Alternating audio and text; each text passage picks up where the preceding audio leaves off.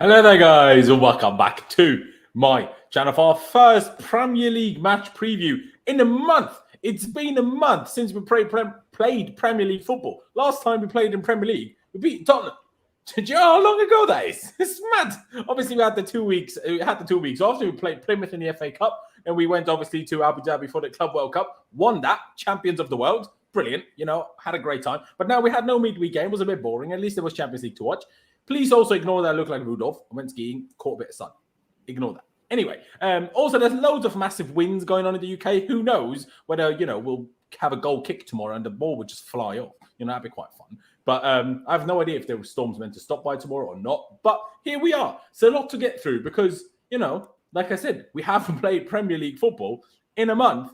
And also we haven't had to play a single game in a week. So, a lot to get through. A lot of things to debate, who should start where, what should we do, what should happen where. Let's also, see what Thomas Tuchel said in his press conference on individual players, on injury news, and loads of different things. And to discuss all of that, by the way, big up everyone in the chat. To discuss all of that, I am joined by three fantastic guests. First and foremost, I'm pretty sure VJ's debut on a preview, if I'm not mistaken. If I am mistaken, VJ, you are allowed to come here and slap me.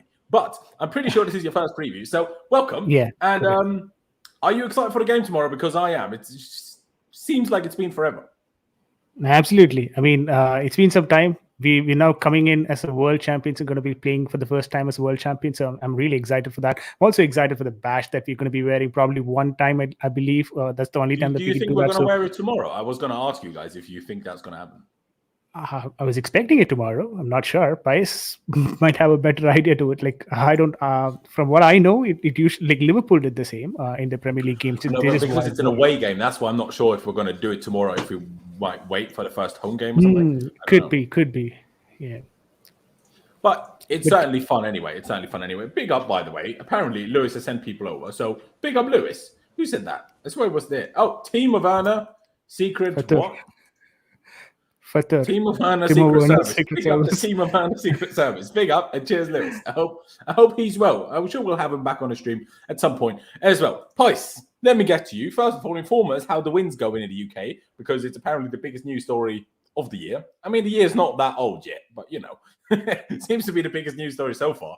Although a few mad things have happened, Greenwood, Zuma, so I'm not sure. But regardless, Pice, less negative things. Excited for the game tomorrow, and should the wind let up until tomorrow, or should it still be a madness? I think it should be all right, hopefully. I think it was just supposed to be today, but yeah, hopefully my internet doesn't cut out at all. It's very, very windy outside. Luckily, you can't hear it. Got my headphones on and stuff, but I'm excited. I'm excited for tomorrow. I wish it was a home game, not gonna lie. I wish it was, the first game back after a while be a home game, but I'm excited. Hopefully we get the win. Hopefully the players are confident. Being world champions and stuff. Don't think we're going to wear the badge, right? I think Chelsea would have done a lot more promotion as well if we was going to wear it. I don't expect that to happen, but I'm sure we'll wear it at some point. We have to expect us to wear the yellow kit tomorrow, and the whole gold badge on the yellow kit, it looks great, but on the yellow kit, it doesn't look as great because gold and yellow doesn't, in my opinion at least, doesn't really work together that well. But Musa, please tell me you have a Twitter and just put your Twitter somewhere because you are hilarious. Anyway, I probably agree. It's probably not going to be tomorrow, but it could be. It could be. I don't know. It's just my assumption. But Clutch, let me get to you. Like I said, it's been a hot minute, let alone since the last Prem game, but also since the last Chelsea game full stop. So excited for tomorrow? Yeah, for sure. I mean, I think the only way I can kind of describe it is it's like I'm waking up from a hangover. It just kind of feels like it's been that like time feels like it's gone slowly over this last week. We are the champions of the world. Last time we seen them was a great game, so I kind of expected that at this point. I'm pretty excited for tomorrow. We get back. Crystal Palace is always one of those games we seem to go out there and just take it to them. Perfect chance. We got Champions League back next week, and then we got the Liverpool Cup game. So I'm pretty excited for this next week and a half of football. So am I, mate. So am I. Chester, funny comment. I'm not going to highlight on screen, just for potential demonetization. You never know how weird YouTube gets. Somebody tweeted me that my whole channel revolves around Lukaku. the one day that Lukaku is neither on the thumbnail or the title. I'm like, I mean, fair enough if you said that 2 weeks ago, but not today. That makes no sense. But anyway, here we are. A lot to get through. Let's start with Thomas Tuchel's press conference. Let's get the negative news out the way, shall we? So Reece James is not back yet. He hasn't returned to full training, but there is, I guess, light at the end of the tunnel because he is scheduled to return to team training next week. But the way Thomas Tuchel was speaking about it in terms of, it's a big muscle injury for, physical player, he keeps them out for a while. He's already been out for 7 weeks. But from what he said, I don't think Reece James, he might make the bench against Liverpool, but I would be very, very surprised if Reece James is ready to start against Liverpool after what Thomas Tuchel said. Obviously, if you guys watch the press conference and interpret it differently, please tell me in a second. But that's how I interpret it anyway. And obviously, as people might well be aware of, Mason Mount unfortunately picked up an injury very early in the Club World Cup final. Still played on until half an hour mark or whatever when he came off. I can't remember. So probably not the best idea to play on. Might have been back earlier if he came off sooner, but obviously no criticism. But yeah, he's injured with some ankle ligament damage, whatever that entails exactly. But Thomas Tuchel said they're going to push and fight for him being fit for the Carabao Cup final next Sunday. But tomorrow's game and most likely, I suppose, also be out for the Champions League game against Lille on Tuesday. One other piece of news: France have changed the whole entering the country rules, whatever. So, I'm not sure if people were aware, but the reports were, or the fact was, that unvaccinated people were not allowed to enter France unless they're probably French citizens. But anyway, they've changed that now. So as long as you provide a negative PCR test, also our unvaccinated players will be allowed to travel to the game. We don't know who the unvaccinated players are, but we do know there are a couple. So few good news, few bad news. I guess it's a question of interpretation whether you think the Mason Mount stuff is good news or bad news, because he's still out for 2 important games, but he might be back for a very important game, but he might also not. First of all, let me ask you, did you interpret the whole Reece James thing the same way I did, or do you think he could actually be ready to start against Liverpool? I think he probably won't start, right? I don't think it sounded great. I actually didn't really watch the press conference, but I caught up with it. I read a little bit about the Reece James thing. So, I don't think he'll start. But to be honest, I was surprised. I thought he was in first team training, or at least going to be. Because I think the Athletic and a couple of others. Oh, he is going to be from next week, is what Tuchel said. Yeah, but I mean, that's just the start of it, right? That's the first. I think Tuchel said they're not gonna, there's no time frame for a return. So when he says that, it's not great. And so, I don't think he'll start, which is not great because we really, really need him, especially against Liverpool for sure. I mean, if you guys watched the Inter Milan game last night, not last night, the other night, when they played Liverpool, they played a back three, but literally the whole time they was playing to the wing backs, both right wing back, left wing back. They were exploiting that against Liverpool a lot. So for us to have, at least not one of our full, first choice wing backs will be a big shame, especially at Wembley and that massive pitch with all the width. That'd have been a really good opportunity for us. Had we had Ben Chilwell and Reece James, I think, we would have won based off Liverpool's struggles the other night for sure. I mean, personally, we've spoken about this a couple of times, you and me, Five. I'm still not super overconfident, but I still back us to win. I don't think we're heavy underdogs, but that's maybe I say maybe. That's definitely in more detail a discussion for next Saturday, Friday, whenever I decide to do the preview. But yeah, I mean, the whole Reece James thing, it is weird. It's also because Tuchel said, "Oh, we know this already," but he, explained it again today. Essentially, he was pretty close to coming back already, and then he caught the flu, and that set him back apparently so drastically. But what's weird to me, Tuchel said he was basically about to rejoin team training with the rest of the team, and then he caught the flu. So, why? If he was so close to joining team training, why once he's good again after flu, why would he then not rejoin team training? I don't really understand. Obviously it affects your body, I understand that, but everybody that's ill comes back to team training after. So I'm a little bit confused by that, if I'm being perfectly honest. But hey, here we are. Clutch, your thoughts on those injury news, Reece James? I mean, Mason Mount as well. Obviously, Pice, you haven't really touched on that, but we'll get to you again later if you want to add anything to it. Clutch, any thoughts on that? Getting Reece James back is a huge positive. I mean, it's still a little ways out. I think it's going to at least be a couple more weeks, even after he gets back to first team training, before he even ready to start. I mean, hamstring injuries are nothing to play with. We've seen Werner struggle with it. We've seen Pulisic struggle with those kind of injuries. So to kind of throw him back in there, I think you're going to have to give him at least a couple 30-minute runs before we even decide to even try to start him. Mason Mount's a huge blow. I think Mason Mount is one of the reasons why I really want to run that 4 at the back system, is because it gets the best out of him.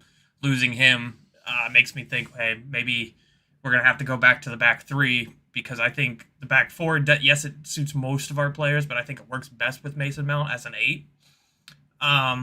Mostly because I don't think we have many other players that can play that 8 other than maybe Kovacic and Ruben.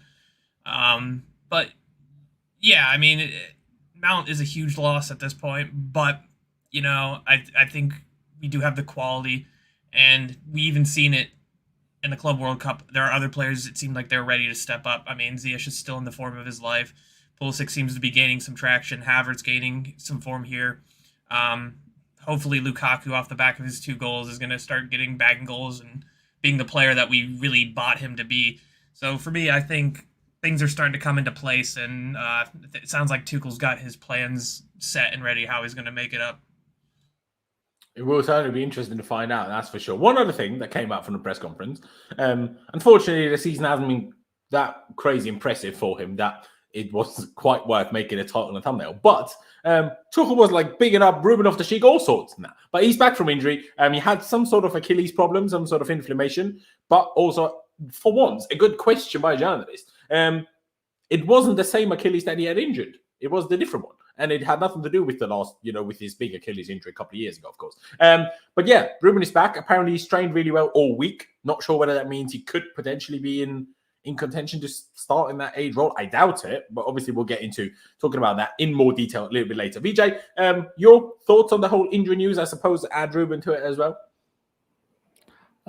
First thing is, if at all you'd want Mason Mount to be injured in the season, I think this probably would be the best time, because we've got Ziyech playing really well right now, so we don't really require Mason Mount's presence in that right wing position right now. So I think he's probably found a better time for himself to get injured. So maybe Ziyech can do the job for us in that right wing position, and I think Mason Mount needs to be slowly integrated into the squad. Let's not forget, he's a young player and he's played so much of games for us, so there is going to be a considerable amount of rest that is required for him as well. So I'm fine with him not even playing the Carabao Cup final, if I'm to be perfectly honest with you. I think the current form that Ziyech is in, maybe he can slot in for the finals as well. And talking about Reece James, I heard there was a mention of a bit of muscular injury for Reece James as well. I think a very strong player like him having a muscular injury could be very difficult for him to come back from, because the physique, and I think people who are very strong, when they have muscular injuries, it's kind of very difficult to come back from as well. So that's the reason why it could be taking a bit of time. But yeah, it's again speculation. I'm no doctor. And talking about Ruben Loftus-Cheek, apparently Thomas Tuchel did mention he's performed excellently in training. I don't know what that excellent means. Maybe if and he's also mentioned, since he's come back from Abu Dhabi. You're on mute, Laurenz. All right. So since he's come back from Abu Dhabi, he feels that Ruben Loftus-Cheek has been strong. I'm not sure. Maybe a bit of strength training as well involved for Ruben Loftus-Cheek, and he's probably feeling a lot more free again, it seems. These are the exact words that was used. So I wouldn't be surprised if I see Ruben Loftus-Cheek play tomorrow. And to be honest with you, the 4-3-3 that Crystal Palace plays, and with Schlopp, Hughes, and I forgot the other one. It's usually Conor Gallagher, but of course he's not going to be playing tomorrow. So against those three who are tall, physically strongly built, Ruben Loftus-Cheek wouldn't be a bad option if you ask me. You're not wrong. You're absolutely not wrong. I just realized that I was muted for when I made a very silly but kind of hilarious joke, so that's a bit sad. But hey, here we are. I can't make it again. Let's talk about one other thing that Thomas Tuchel spoke about in a press conference, and that was about Kai Havertz, because he was asked whether, like, he needs, like, obviously Kai scored 2 big goals. I mean, he scored more than that, but he scored 2 huge goals in terms of finals, Champions League final, and of course in the Club World Cup final last week, or by it being a penalty. But yeah, he was obviously asked about that, and does he need it more consistently, this and that. And Tuchel was like, well, in terms of goal scoring, yes, but he actually did say that in terms of, well, pretty much everything else, he thinks Kai's actually been improving quite a lot recently. Now, one kind of question mark I have with that statement is, well, then why on earth didn't he play for a month between the Spurs game in which he broke his finger and the Club World Cup final? The Club World Cup semi-final, I think he played as well. But still, why wasn't he playing for a month if he apparently improved? But regardless, I think why not? Might as well talk about it. And I'll start with you, Pice. Kai Havertz, do you see, are you starting to see the player that we all hoped and, wanted to sign, I suppose? Because we spend a lot of money on the guy. We all love him, King Kai. I mean, he's won us the Champions League. We will forever love him, even if he turns out to be, in the grand scheme of things, not a great signing, which obviously I hope he will still. But even if he doesn't, he won us the Champions League. He will always be remembered for that. But do you think his form is slowly but surely going into the right direction? Because my main worry with him is still that I don't really know where he plays. That's why I'm hoping that at some point he will get a game in the 8 role in a 4-3-3 or 4-1-4-1, right? And I'm not saying he will be amazing there. I feel like he could be. But I'm like, we need to try it because he's not a real winger, right? It's never going to be his best position. Even if you say that his best position is at number 9, he's not going to play ahead of Lukaku long term. It's just not going to happen. So then where is he going to play? So that's why I'm hoping he can maybe play in that role tomorrow, but we'll get to obviously lineups later. But positives for you from Havertz recently, Pice, or you still need to see a lot more? Still need to see a lot more for me. I think as with a lot of our sort of younger players as well, it's just about consistency. It is hard because we've got so many attackers that, people drop in and out all the time. No one seems to get a consistent run in. So that's hard in itself. But just needs to show a lot more, especially in the Premier League. I think in the Cups, he's a lot better. But in the Premier League, he definitely needs to show a lot more. He needs to get more in goal involvements. Has a lot of responsibility when he plays up top, with Lukaku or without. So, I think overall he makes us play better, but it doesn't mean that he's better himself. I think that's one of the main problems with him. I think, just needs to see a lot more. Hopefully, some more goals or more assists. And it's still young though, isn't he? So there's no real major problem. But as I said to you the whole time, people were saying, Havertz costs 72 million. Lukaku costs this, but you have to take into account like Havertz is a lot younger. He's got many more years under his belt. He's not in his prime. So I think just in general, I want to see him start because he does make us better, I think. But in terms of him individually, I think he's got a lot more to offer and a lot more to show than he currently is. That's not me being harsh, but I think that's the honest truth. He scores some clutch goals for us, but his overall performances, for his ability, I don't think have been amazing, if I'm honest. I would probably agree, if I'm being perfectly honest. Like, over in the grand scheme of things, he certainly had good games and he's certainly had more bad games or more average games, certainly. There's not that many games in which I was like, oh, Havertz was awful. It's obviously happened, but it's not like happened regularly. For example, as regularly as it happened with Timo Werner, at least in my opinion. But he has too many average games, if you ask me. But Pies, as a last thing about this Havertz discussion before I move on to clutch, in terms of position, what is your thoughts on it? Like, if we don't play in a real number 10, like in say a 4-2-3-1, what position do you think he can? Because the guy's talent-wise and also price tag-wise, he's too good to not kind of make a position in the team his own. Like, whether he deserved it or not, Lukaku essentially made the striker position his own. Mason Mount made whatever position is available his own, right? Jorginho can say cover, making the home midfield their own. But then we have some players which can't do that. Pulisic, Callum Hudson-Odoi. I mean, Hakim Ziyech more so because, you know, he's a bit more limited with only one leg. But, you know, that's a very good leg. Fair play. So do you, like, where would you like to see Havertz number one? And do you think it will ever happen, I suppose? Yeah, I'm not really too sure, to be honest. I think for me, he's best when he plays up front, sort of in a two-striker formation. I think it's hard because we haven't really seen enough of it, but I think with the movement and the way he can link up with other players and take up positions, I think I like seeing him there. Also, obviously, he's shown he's very good on his own. But yeah, for me, like, I'm not too sure about, as you said, like an actual 10, because for me, he's not creative enough for that. I just don't think he's that type of player.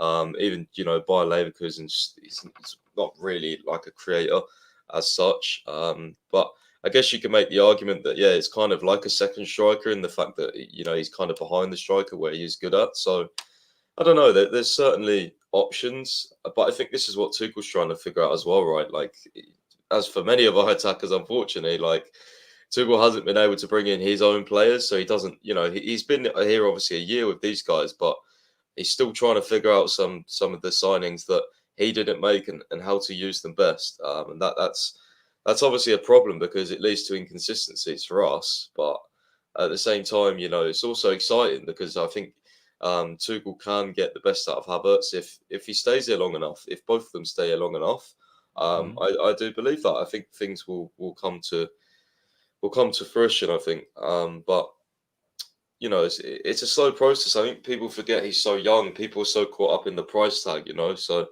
it's just difficult. It's definitely difficult. Same happens with Pulisic, to be honest with you.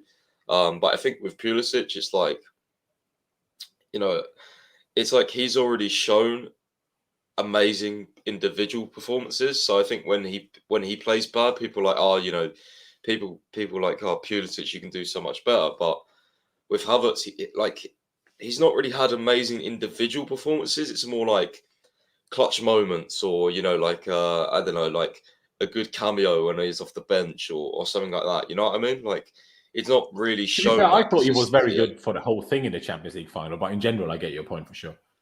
Yeah, true. Maybe the Champions League final. I mean, some of the Champions League games last year, he was good. Mm-hmm. But like Real Madrid as well, when he obviously hit the bar, unfortunately. But as I said, like he's good in the cups, like he's good in the competitions, I think. But in the Premier League, he definitely needs to show more. It's the Premier League that's the issue for me. Like, I have no problem starting him in the Champions League or Carabao Cup final or, you know, FA Cup. Like, that's not an issue for me. The issue is the Premier League. See this comment by Jester. Who is this Spice and what happened to the other one? There you are. No, I agree with you, mate. I honestly agree with you. Like I said, I think the 8 thing can work. I know a lot of people slated Lampard for when he tried it. I don't think it's that outrageous to try. If you look at Havertz's strengths, right? What can he do? He's really quick. When it's not too tight, he's actually good at dribbling, like, you know, controlling the ball at his feet and running at pace. He's very good at that. And he knows how to make runs into the box. So isn't that the perfect attacking 8? In my head, it is, because he can carry the ball up the pitch. Fair enough. I think Pice's argument is valid. And Clutch has said it a couple of times in the past as well, that maybe his creativity or sometimes the eye for the special pass, he doesn't have, at least at the moment. I certainly think it's in there. You know, if you watch a few compilations, he's certainly played a few outrageous passes in his time. But those don't happen regularly enough, especially for Chelsea. But still, I do think that from an 8 role, he can be super effective. And I agree, Pice, that he might, for the time being, be better as a 9, especially because we haven't used him as an 8 since Lampard. But the problem is Lukaku is not going to be dropped. And unless we play a 2-striker formation, which we might go with, but might not always go with, we need to find, for me, it's just too good to only play when we play a 2-striker formation when Lukaku is rested. That he's too good for that. And I think we can only ever see the best from him if we keep playing it. Like, if he plays like 2 games a month, every month, it's not going to get anywhere. Like, no player would. Like, no player in the world would get anywhere with, you know, with that. That's my views on it. Clutch.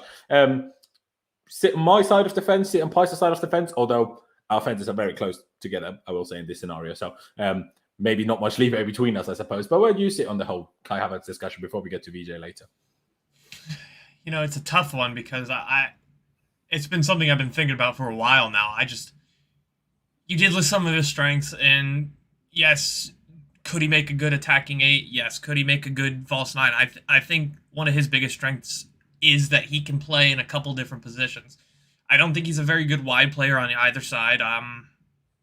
But I have reservations with as a second striker, and especially if you're at Chelsea. I mean, I know a lot of people like to say, hey, in a back four, Havertz isn't going to work up top. But if you look at teams like Liverpool or City who don't have that proper 9, and how a lot of teams are going to come and defend against Chelsea, which is they're going to sit back and they're not going to give us too much room. I mean, Liverpool and City are going to pretty much the only team that are going to give us room in behind. And that's just because they like to control the tempo. So if you look at it that way, I think you could play Havertz in that back four, kind of in that situation where he can come back and you're still going to have that space and he's going to drag defenders out of the way. But at the same time, but sorry, just to add another question in there into what you're talking about, you can, and I certainly see the point you're making. But Lukaku isn't going to go away, So Lukaku has that spot down, so it's not going to happen. Kai playing there, is it?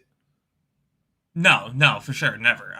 That's I think that's a problem within itself. That's why Lukaku needs to get going, because I think at some point, if that form, even though granted it's changed, he has been scoring goals, but if we start seeing that form again, there has to be a question about him being dropped. I can't not have that anymore. But I think in terms of that, I mean, as a second striker, I don't know. Does Havertz look a little bit better? Yes, but does the team look better with the second striker? No.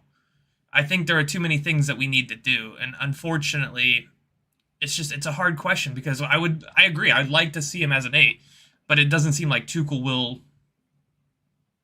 see that. I don't think he sees that. I mean, he could be very good as an 8 because he could be that big, tall presence, winning headers in the midfield and make those late runs. But I don't know. I mean, I'd like to see it, but at the moment, for me, his current best position is like a 9 or a false 9. So, I mean, if that means you got to play him as a second striker, try it. But that also kind of takes away the creativity because, I mean, you're going to have to put a Mason Mount or a Ziyech or a Pulisic, somebody behind him, and I don't know how that would work. Another question to interject. Would you, when you're talking two-striker formation, are you more imagining that in a 4-back or in a 3-back? A 3-back probably, because I don't foresee a 2-striker system in a 4-back because that takes away I guess we played the 4-2-2 a couple of times, but I do see your point. I don't like that formation. I think that destroys a lot of our players. Like, it only people like Ziyech looked good once. Other than that, Lukaku doesn't look good. Havertz looked okay when we did it, but other than that, I can't tell you other than the defenders who are good in pretty much any formation. I didn't like it. So for me, the 4-2-2 needs to go away. But that's just my opinion on that. No, fair dues. I mean, I think we need to play it more often to make like a full final judgment on it, but I definitely see your point. I definitely do. Amit, get in the bin. But VJ, by the way, I know Amit, I'm not just slating random viewers of mine. Don't worry. Anyway, VJ, just finish that discussion about Kai Havertz off for us.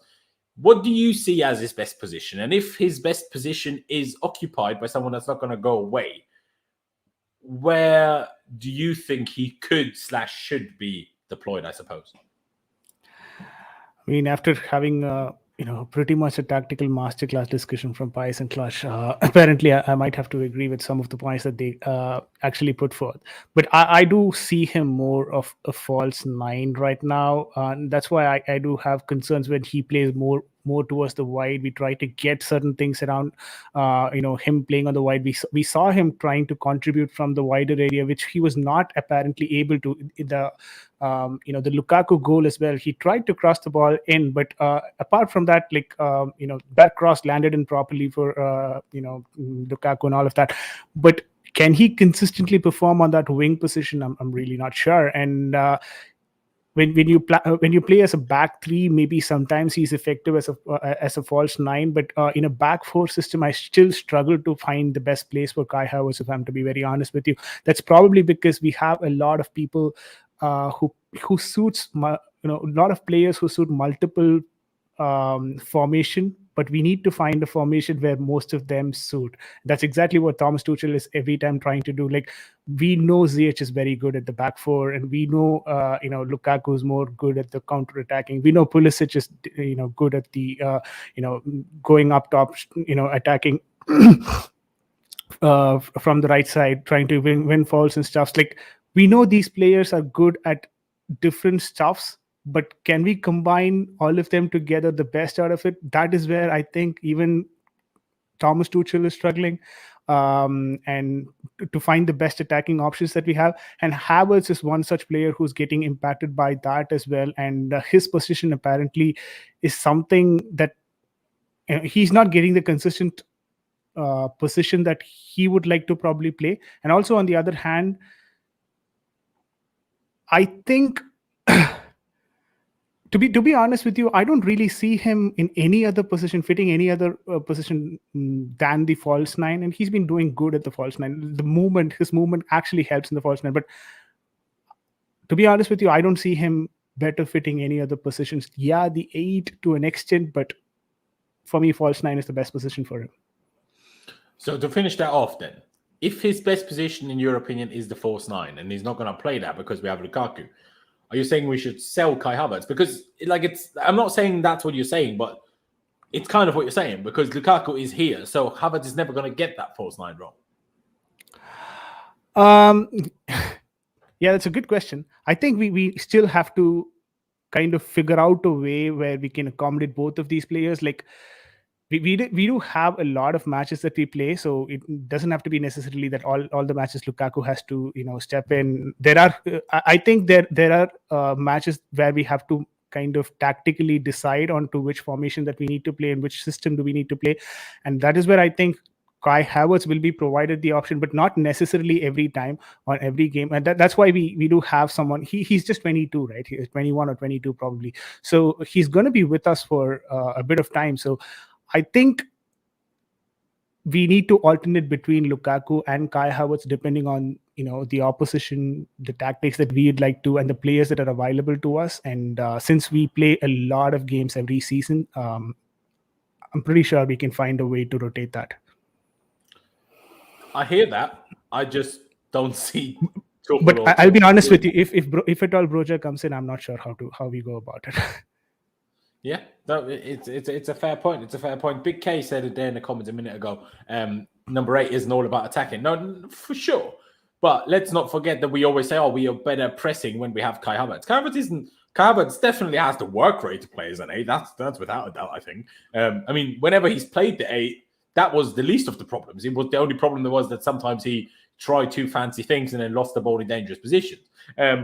Maybe he's not that good at tackling yet, but obviously he would get better at that if you played as the 8 more. That would only be natural, right? But hey, it certainly is an interesting discussion. Like Sportswire, VJ, put in the chat earlier, and like Melly has now. Ladies and gentlemen, please do smash that like button for us, because, it really helps me out. Helps all of us out. Makes us happy. Do you know what I mean? All the good things. So please smash the like button. Doesn't cost you any money. Barely cost you any time. And also, please do subscribe. We're on the road to 15,000 subscribers. Every new subscriber counts. So hit that big red subscribe button down below. That would be massively appreciated. I think it is now probably time. Well, is it? I think it is. I think it's now probably time we talk about what team we would like to see tomorrow. And obviously that whole discussion needs to start by talking about what formation we actually want to play. Before that, quick little shout out to Charlie, our good friend, who you might have seen on his channel on a number of occasions. I was on his channel yesterday. Check out that video if you haven't. The Blues Brothers. And he did something when when we discussed in the lineup, because we're playing probably in a yellow kit tomorrow, he made the players here thingy on this thing. Instead of blue, we made it black and yellow. So I thought, that's quite good. Let's do that too. But we definitely need to have a conversation what formation we actually want to have up on screen. So Vijay, this time we'll go with you first. Would you, and I'm not asking you in terms, obviously, like I said, it is your first preview. So if you're not aware, I'm not asking you what you think Tuchel will go with. I'm asking you what you would like to go with. Would you prefer a back 4 or would you prefer a back 3? I prefer a back 4, especially since Mason Mount is not available tomorrow. If Hakim Ziyech is going to be playing in, then back 4 is the best option that we could probably go with. So, and right now, I think even Thomas Tuchel is agreeing to the fact that since we played with the 3-4, okay, what was the formation that we played in the finals? I think that did not suit Ziyech, and that's the reason why he had to rest Ziyech initially. But so if that is the case, then it's fine. We go with the back four that will suit Ziyech so that we get the best out of him. So would be surprised if we go with the back four. Fair dues. I just go the other way as I have compared to what I have done so far. So Clutch, obviously I know you're a fan of the back four in general, but in the current situation, like Vijay said, because Mount is injured, I'm not sure whether, if anything, I would argue Mount being injured. I guess with Ziyech, I get your logic, Vijay, but in terms of Mount being injured, if anything, makes me think let's only play two midfielders, because I don't, against Palace, want to be as defensive as playing Jorginho, Kova, and Kante. So now that Mount isn't there to fill that, in this case, the player 7 role, who would? So, but Clutch, how do you see it? Back four for you? I mean, yeah, I still prefer the back four, and I've been sitting here, and like I said earlier, I just, if you're asking me what I think Tuchel will do, I think it'll be a back three. But if you're asking me what I want, I still want the back four. I think that provides us a lot more attacking options, and one thing we need right now is more attacking options. We need to be able to create more opportunities than we usually do in a back three. So, I mean, I'd go with the back four. It's a tough one, really, because I'm not even sure if Tuchel is more likely to go for the back three. Because, I mean, Vijay mentioned it earlier there, with the way Palace play, having a 3-man midfield, it might be better and easier for us if we also have a 3-man midfield. It might make it easier for us to stop them and might be easier for us to impose ourselves onto them. I mean, again, it's just, how do I word it? A speculation of what I think Thomas Tuchel might be thinking. You know, I guess we'll only find out tomorrow. And then Pice, back three or back four for you? And obviously, if you want to, please add what you think Tuchel will go for as well.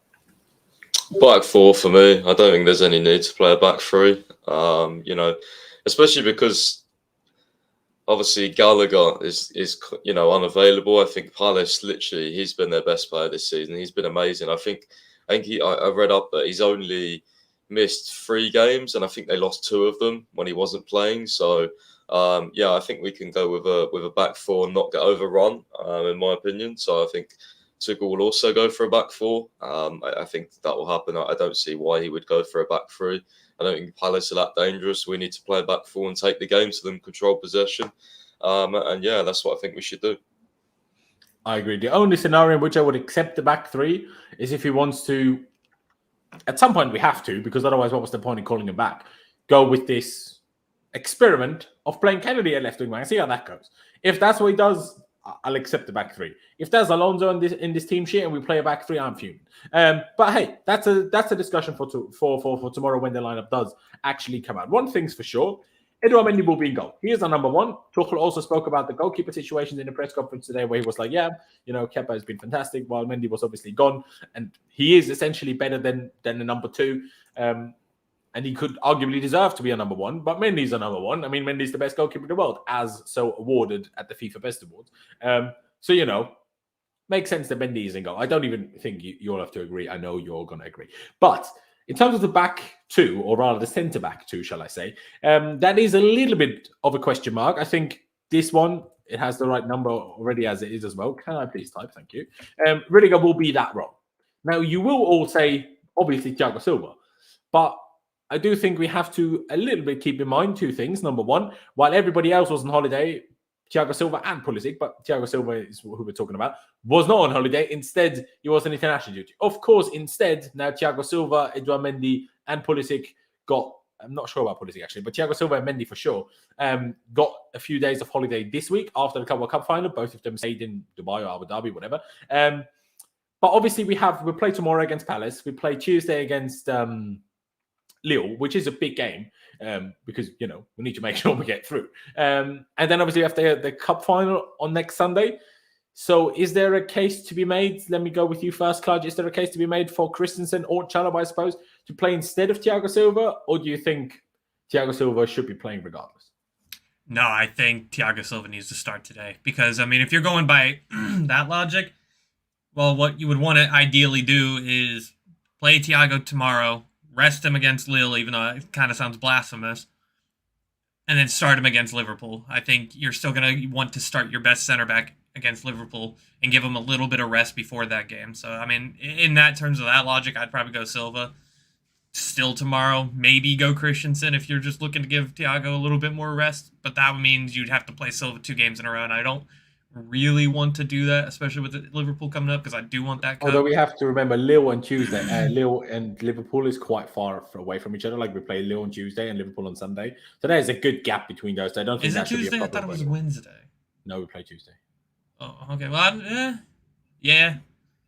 I still think AC will be able to handle Jonathan David. I think I'd rather have him against Jonathan David anyway. Well, not than Thiago Silva, but I'd be confident in AC against Jonathan David. So your name here for the time being would still be Thiago Silva, right? Thiago Silva. All right, and I presume Rudiger is who you'd go for on the other side, right? Rudiger is there until he gets hurt. Knock on wood.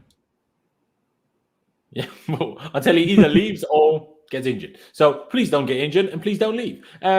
BJ, Thiago Silva for you, regardless of playing, Lille and Liverpool, or do you want him then to be rested against Lille? I'm not sure. Like, I think we need to take advantage of the fact that Thiago Silva has experience in the French league and against Lille, albeit obviously slightly different players, of course, because he left at this point 1.5 years ago. But still, I think, I'd rather go for that, especially, whole Champions League thing. But BJ, in your eyes, Thiago Silva tomorrow or somebody else next to Rudiger? No, I'd want Christensen tomorrow in that back four. One primary reason is that, of course, he's got that experience in playing against the French team. But I think Thomas Tuchel prefers Thiago Silva in most of the Champions League games. We've seen that historically. So for me, Thiago Silva probably starts the Lille game. And for Liverpool, we obviously need him. His experience is required definitely at the back. So we might have to go for 2 continuous games for Silva, and I don't want him to be overstressed. So AC for me plays in that back four. Fair. What is the game we have after Liverpool, by the way? I don't even know. Let me check. And when is it? Let me check. We then do play Luton and the Wednesday after. Yeah, Thiago will definitely get a rest against Luton.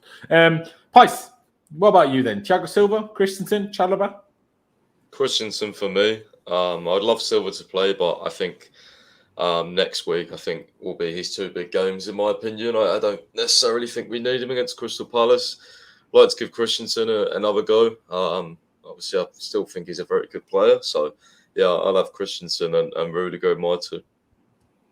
Fair enough. It's an interesting one. Like, obviously, Chalobah was out with injury for a little while, and we haven't really seen him play since then. But there was a time earlier in the season where Chalobah was keeping Christensen out of the team. And now really none of us go for Chalobah. Much of a reason behind that, Price? Oh, I'm going for Chalobah at right back. So I didn't. There you are. There you go. That's I'm going for Chalobah at right back. That is, and Vijay, just to ask you the same question, because you did obviously go for Christensen. Why Christensen over Chalobah for you? Or would you also go Chalobah at right back? So primarily because I haven't seen him return and then play to the highest level, but I mean, again, Chalobah wouldn't be a bad option either. One reason why I was thinking about Christensen, to be honest with you, I actually forgot about Chalobah, to be honest with you. But then, one thing that I'm kind of worried about Crystal Palace is that their attackers can really hurt you physically. They are very physically strong attackers. Like Wilfried Zaha is the one who's going to be playing on that flank, most probably. So you need to have that sort of a, strong presence both in your one center back and the right back position. And that's where I was thinking, Pius just mentioned about Chalobah playing on the right back. It wouldn't be a bad call for him, to be honest. Like he's good at stopping at least Zaha, Wilfried Zaha, but I'm not sure how far he can go forward and contribute to the attack. But if it's a back four, his presence going forward is not that much anyways required. Pius, kudos to you. That's a good call, actually. Chalobah, right back. The only thing slightly turning me off playing Chalobah at right back is the fact that I want, and we will most likely see if it is a back four, alongside left back, which would mean we have no proper fullbacks. I'm not saying Aspi is amazing, but to have essentially playing 4 centre backs when we're playing a back four, in my opinion, is not it. Like if we had Chile available, Chalobah at right, but Reece James was injured, Chalobah at right back every now and again to not play Aspi, absolutely no problem with that. But if it's 4 centre-backs, I'm not quite sure I'd personally go for it. But fair dues, I'll obviously hear Pice's more detailed explanation in just a second. But then, Vijay, on that note, would you, kind of on your behalf, would you like to go for Chalobah, or would you still go for Azpi? Now that Pius has mentioned it, I'd probably go for Chalobah. Only concern that I would have is like both of them would be defensive-minded fullbacks. But yeah, it's still fine. It's Crystal Palace. We can manage with our attackers. I think so. It's interesting because obviously Chalobah hasn't played right back for us, so it's interesting because on the one hand you're like, well, I guess. I said, you people are taking Crystal Palace very lightly. I'm very intrigued. I'm not saying it's not lightly. It's not lightly. The reason why I say that is because I'd want Azpi probably to play in the Champions League game. If being very honest, will play every game anyway. Let's be honest. I'm not sure if he'll come injury free against Crystal Palace. That's my concern. You get my point, right? Like those Crystal Palace attackers, they're very physically strong. That's where I'm like a bit worried. Like Olise is one, Zaha is one. These guys are actually very strong on that flank. Not sure if Azpi can, at this age, Zaha will fly about doing a bit of diving and moaning again, as usual. But I will say, if Chalobah does play right back, for me, it must be Thiago Silva that starts. I'm not like, do you know what I mean? Give Chalobah a bit of help with a bit of leadership next to him, not just play with Christensen. Do you know what I mean? My opinion. Yeah. But I'll go to Pice and just ask why specifically you would like to pick Chalobah, I suppose. But Laurenz, also on the Christensen wing, you could also switch Rudiger to the right side because I think every time we played a back four, he's played on the sort of right instead of the left. Not with Christensen, because Christensen always plays on the right. He's never played on the left. I don't know why, but he never does. So if it is Christensen, it definitely will be this way. But that's a tactical option where, if we play Chalobah, I think Rudiger over that side could give him a bit of help. But like for me, I think Tuchel has mentioned Chalobah being a right back multiple times. I think when was it? Was it before he got injured? I think he said he was considering him as a right back option. So look, I think just play him in this game. I want to see how he does at right back. I want to see, what he's all about. I think defensively he's very, very strong. I think for his age, I think he's good defensively.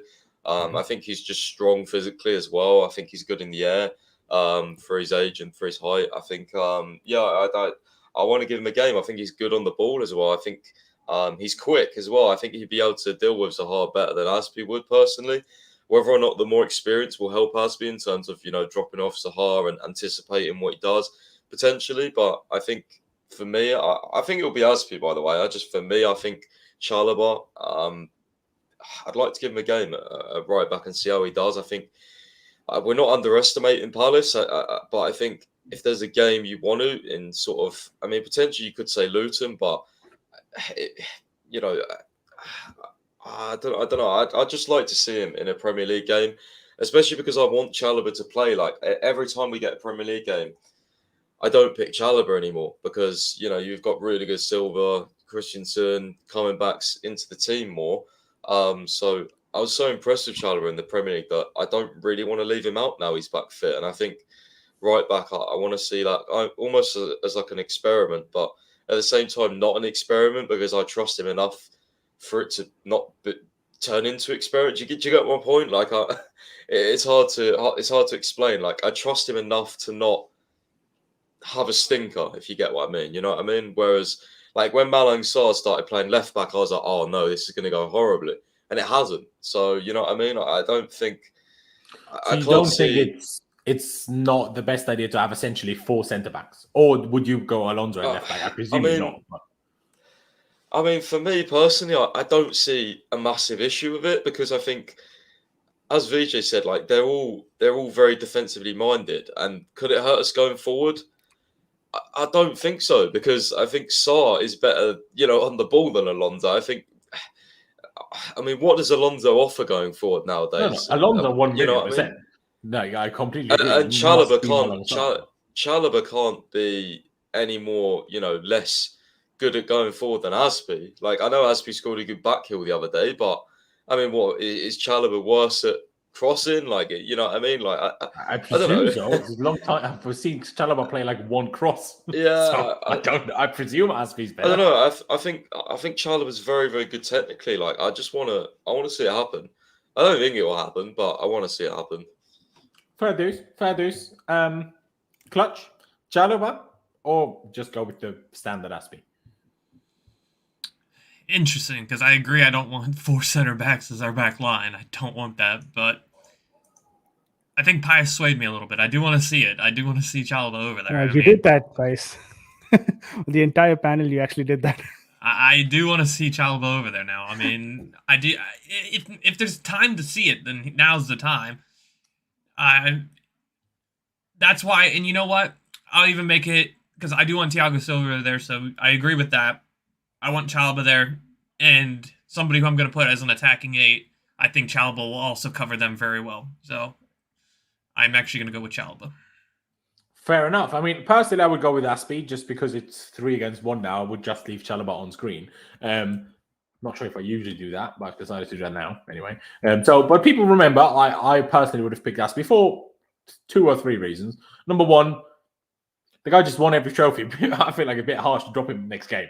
But also, I don't want 4 centre-backs playing in the back 4.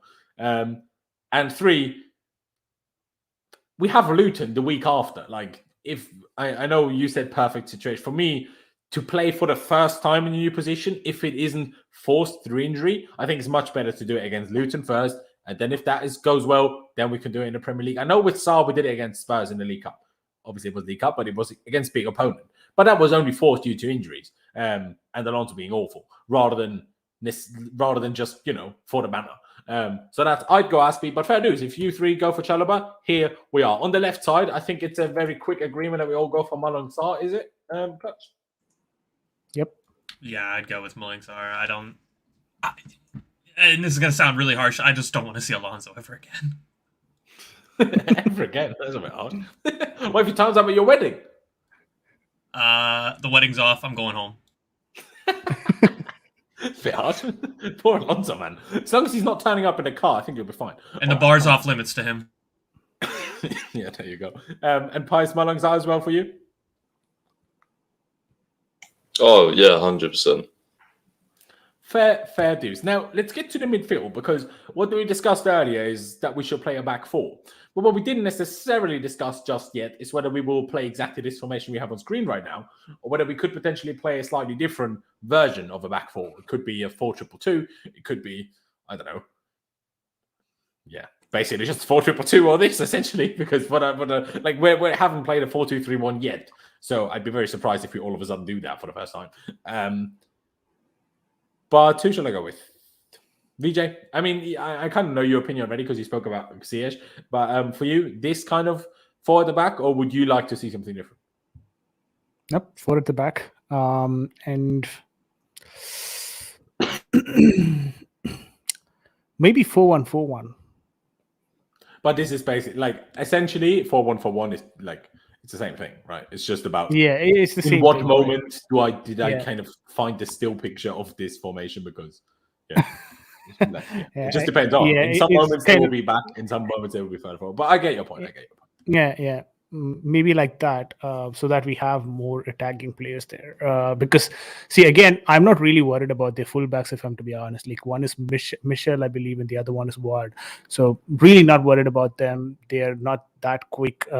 Even when they played against Brighton, who predominantly plays the 3-4-3 with Cucurella and Lamptey attacking on that wing back, they really didn't pose a threat. Like, they were able to run freely. So I'm not really concerned about their wing backs, which means that I expect people like Ziyech or Pulisic on either side to load on that wing, and our 8 and 7, like the player 8 and player 7 that you've mentioned there, to support those folks. So that's where I wanted the 4 to be in there, so that happens. But yeah, a 4-1-4-1 sort of a thing.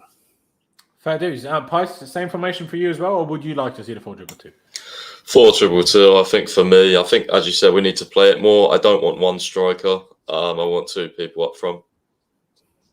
Fair. Unfortunately, I feel like you're going to be outvoted in. We're going to have to stick, because we can't do 2. So I think we're going to have to stick with this one, because, Clutch, confirm it, obviously. But, you said 5 minutes ago that you don't like the 4-2-2, so I doubt you're going to go for it now. I am not. But I wouldn't be surprised if we see it. Could do. Could do. So, Pies, unfortunately, obviously, you can always add what you would have done in your formation then. But let's do the midfield three first and foremost. Now, we still only have one DM, and that man's name is Jorginho. The only other person you could arguably debate playing there is probably Chalobah, and you guys put him at right back. So, Jorginho is really the only option we have, right, Pies? Yeah, which is, fair enough. There you go. BJ? Yeah, Jorginho. And Clutch, I presume you agree as well. I think you can make a shout for Saul, but I'm not going to. I'm going to pick Jorginho. And DM? He's done it before. We've done it before. We put it back there as a lone DM. But only when we had And he was decent. When we had players fit. Yeah, I wouldn't be upset to see him there, but I expect Jorginho not playing that last game. I expect him to come back. There you go. I think we are all in complete agreement that Mateo Kovacic must and will start this position. But Clutch, I will start with you, or I will stick with you. Sorry.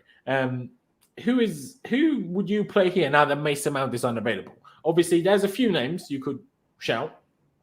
Number one being N'Golo Kante. Number two being Saul Niguez. That is also the position that he played when he came on in the Club World Cup final, and once we switched formation in extra time. Ruben Loftus-Cheek is back. Certainly the number 8, or back then it was on the left side under Maurizio Sarri. That was where he was essentially our second best player.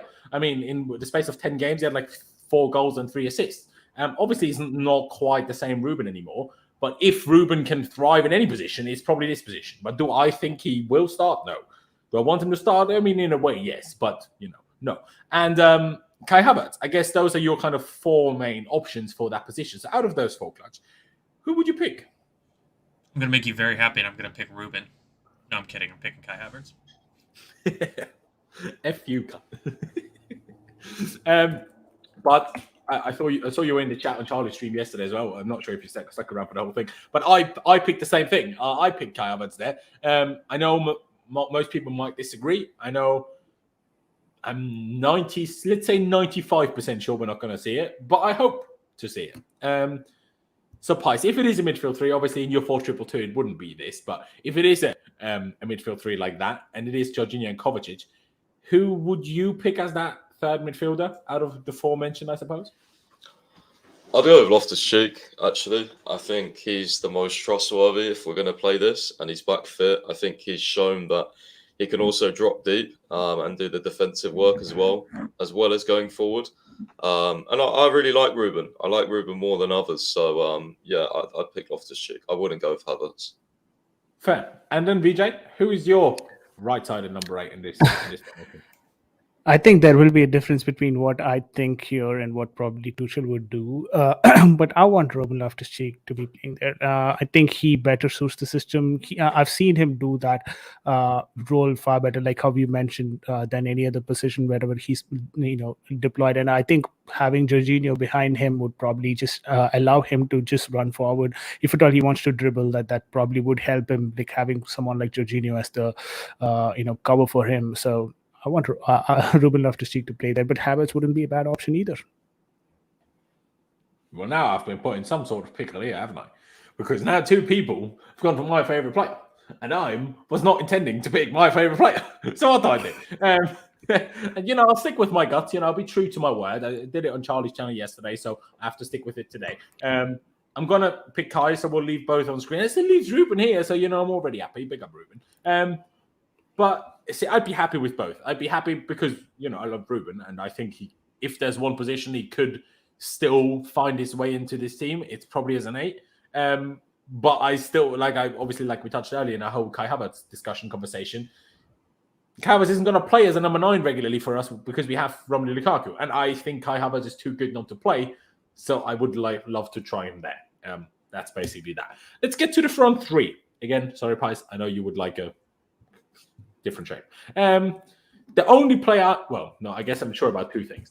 Hakim Ziyech will play on the right. If we play this formation, he will play on the right, and he definitely should play in that formation 1,000,000%. Lukaku will be the striker, especially if Kai Havertz plays here with no other option. I mean, guess Timo Werner, but I said that on Charlie's channel yesterday. When we think about lineups, or when I think about lineups, even by myself, I don't even consider Timo Werner.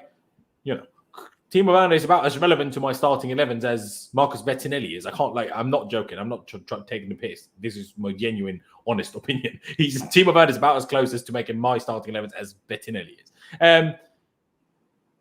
Clutch. Ziyech and then Lukaku for sure for you? Yeah, I think Ziyech being the informed player, you gotta play to his strengths, and I think this formation plays to his strengths.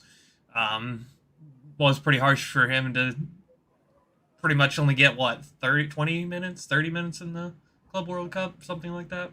I think that was pretty harsh. Yeah.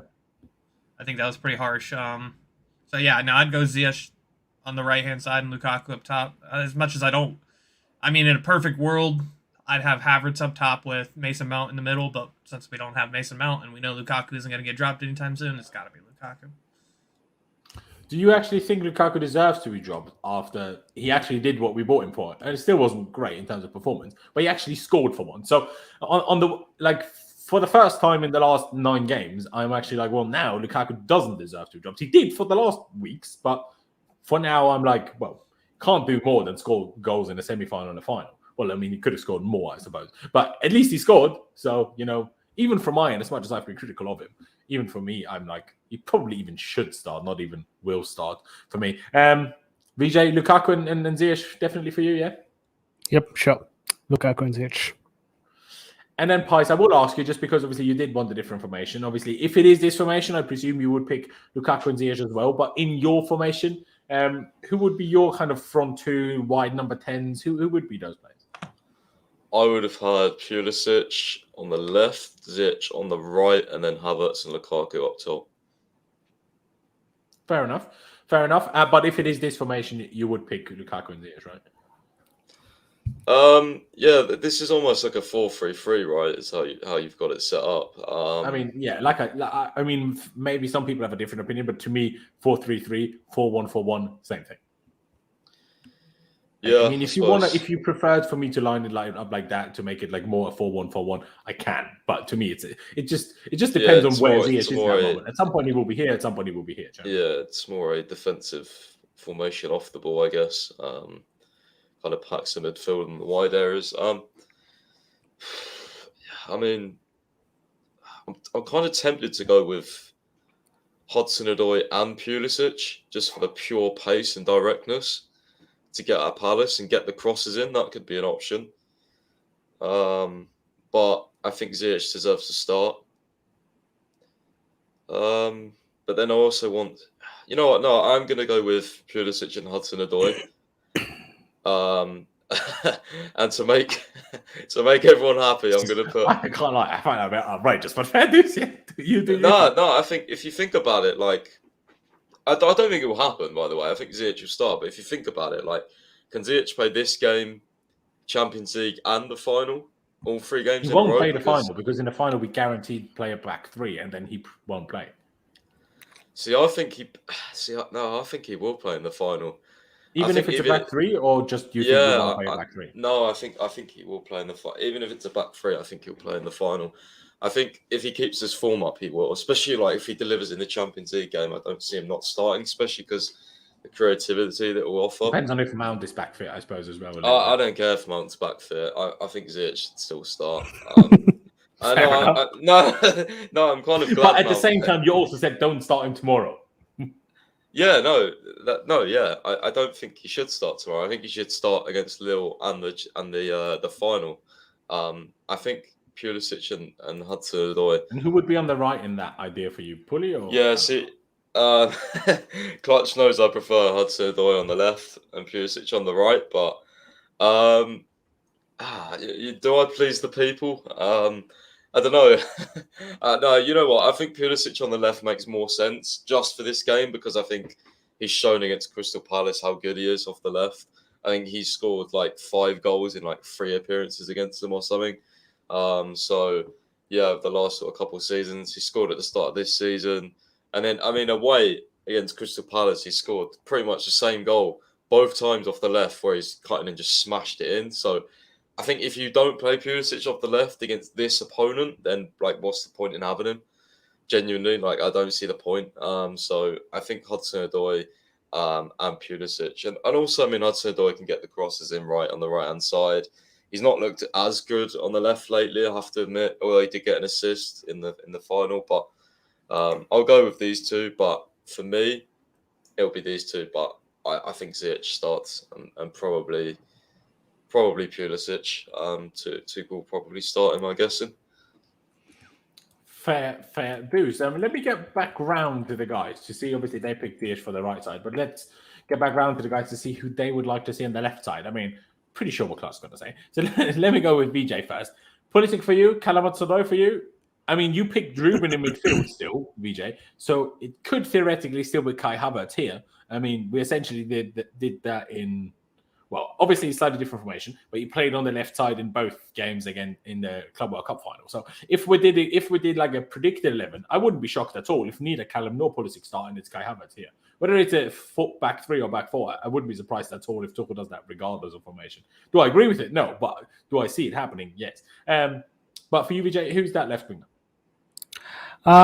I'd want Pulisic there. First thing that I think we would probably be doing here is like Kovacic is there on that, the 8th position, and that all that will happen is like Kovacic drives forward and Pulisic, all that it does for Pulisic is that he can press even more higher. Like right now you have Pulisic equivalent to Ziyech, right? But I think Pulisic will be playing a bit more forward.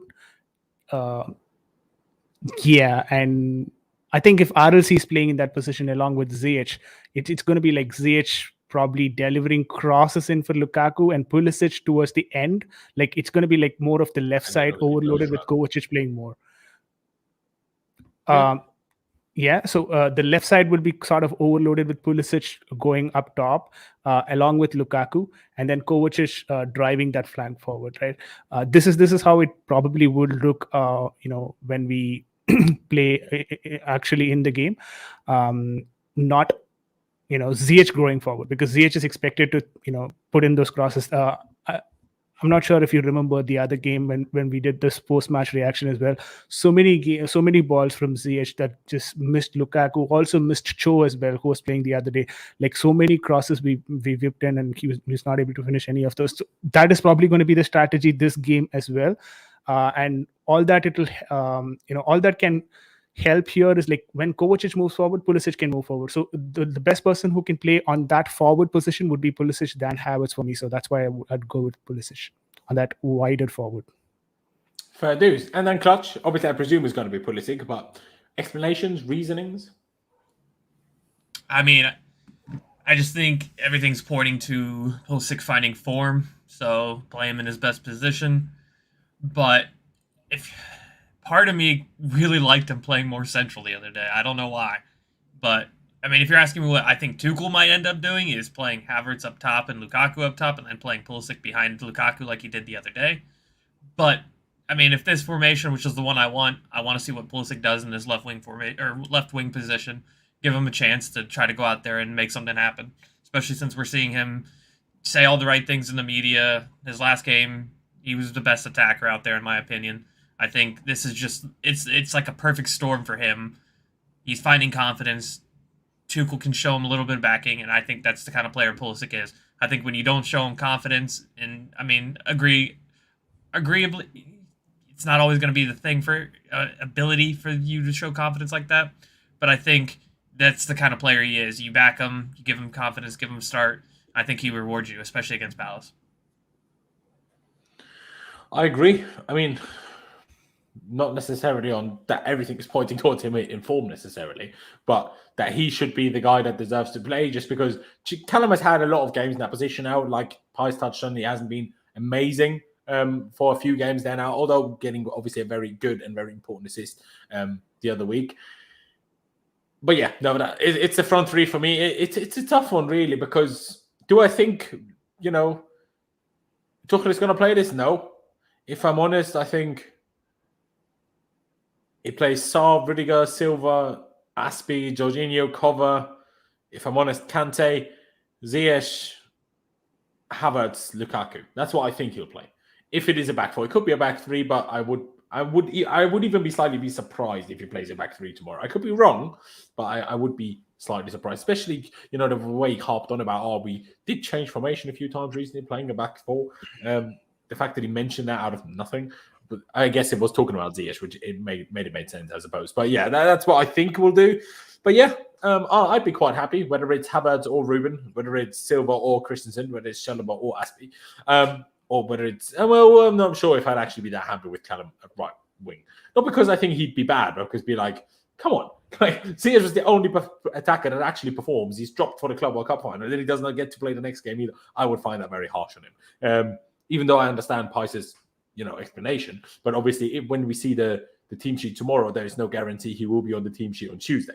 So, in Pice's head, it might be like, okay, it's okay not to play tomorrow if he plays Tuesday, but what if he doesn't play either? And that makes it just super harsh. But I think, ladies and gentlemen, we're nearing the end of our discussion for once. We didn't sit here for 17 and a half hours to discuss random things. Is there anything else that's important that we need to discuss? Anyone got anything other than obviously score predictions? No? Fair enough. I don't think so. No, there you go. One interesting discussion that I had for a little bit with Charlie yesterday, as we're obviously playing Crystal Palace. And obviously, two questions, I suppose. Number one, do you think are you a fan of the rule that loan players are not allowed to play against their parent clubs in the Premier League? And number two, and Pies don't go with we might sell him, just in terms of just on ability. Do you think he will get enough game time at Chelsea next season if he comes back? Because, it's depending on who we sign, depending on who leaves, and depending on formation. I guess it is a debate to be had. I'll go with VJ first. What do you think? So whenever we talk about Gallagher, right, the first player that comes to our mind, or most of the Chelsea fans' mind, is that, if Gallagher comes in, Mount's position is going to be in scrutiny. He's not going to be playing. I'm like, no, that's probably not going to happen. Like, first of all, the amount of games that we play, that's obviously not going to happen. We could probably even have both of them playing in a squad. Wouldn't be bad either. But if you ask me if Gallagher is a good option for this squad, obviously yes. And I think Tuchel as well has realized right now. But who are we going to sacrifice to bring in Gallagher is a bit of a question mark right now. I've got no idea how that is going to happen. I think a lot has to do with how the season progresses going forward.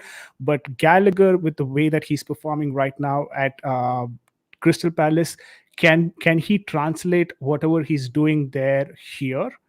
To an extent, yes, but we're not actually playing the way that Crystal Palace are playing. Let's not forget that as well. Crystal Palace usually plays this triangle up top with Gallagher being that cam and having Eduardo and someone like Zaha or someone like Schlupp. These guys playing up top. So he basically provides passes to these attackers to finish. But if you ask, do we do the same here at Chelsea? No. And if you ask me, is it as bad as that of what Broja does? Because Broja completely, performs in a different formation. For me, Broja adapting to Chelsea would be more difficult than Crystal Palace's Gallagher adapting to Chelsea. You get what I mean, right? Like, he plays in a counter-attacking tactics, and his system, in the way that he is working in that system, would be even more difficult to adapt to Chelsea, where we dominate ball possession more. But Crystal Palace Gallagher is someone who doesn't have to have a lot of adaptation, but yes, there is a bit of learning that he has to do. So I think he would be really well suited for the squad, and it's better we don't lose our young players. But if you ask me from the business sense of it, will it make sense for Chelsea to sell him? Yes, of course it does. If we sell Gallagher and Broja, we get 100 million from both of them, and then you could just run a transfer market with that.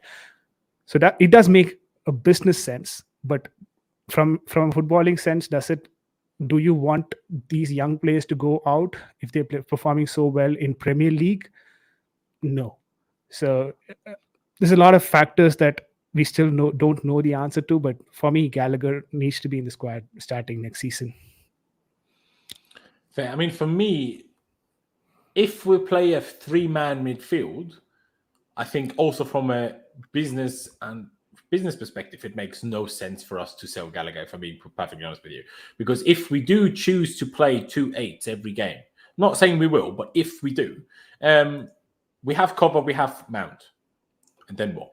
Like, Ruben's probably going to go in the summer, presumably, unless he does obviously a crazy rest of the season playing in this 8 role. But it's, I doubt it personally.